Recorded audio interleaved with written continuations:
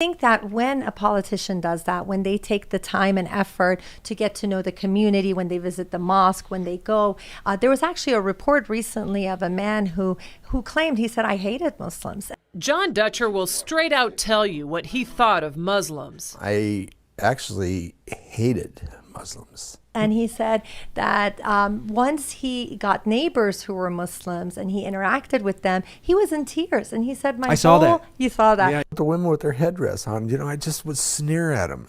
Dutcher was surrounded by the people he loathed, but Muslims moving in moved him. It took this to wake me up, yeah.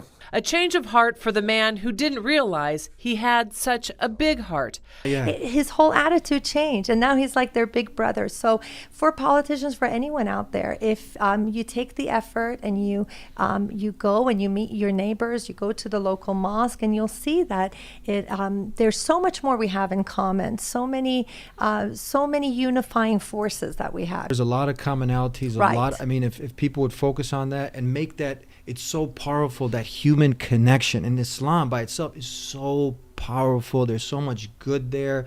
And I think if a lot of these people, would take the time to come visit us, visit the mosque, get to know your Muslim neighbor, Yes. ask those tough questions. We address them here at the Yes. Dean Show. Right. And as a clinical psychologist, hate, doesn't that just breed more hate? It sure does. It sure does. I think if we are instilling this fear in people, fear, what it does, it immobilizes people, and it really makes them act irrationally. So the more fear that is instilled in the hearts of the people, the more radically they react to that. So you find that there's a lot of hate crimes. You find that people are overreacting. And so definitely if we can instill that sense of commonality, focus on that, then it truly makes a difference. And what's been very beneficial, I think we always say that everything that happens, there's a wisdom behind it, and there's all khair.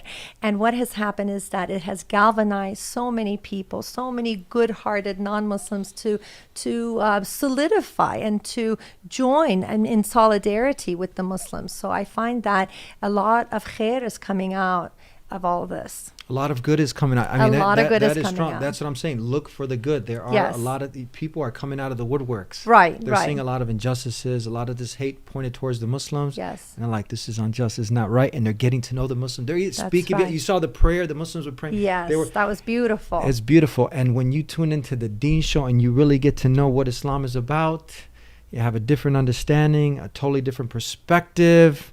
We're going to be right back. We haven't even touched upon the 5 pillars of marriage. Yes. We're going to talk about it more. You want to save your marriage. We're going to get into what are these the top 10 characteristics for conflict resolution, giving people a Sure. taste of all the work that's on your site. We'll be Sounds talking about good. it here on the Dean Show. Don't go anywhere.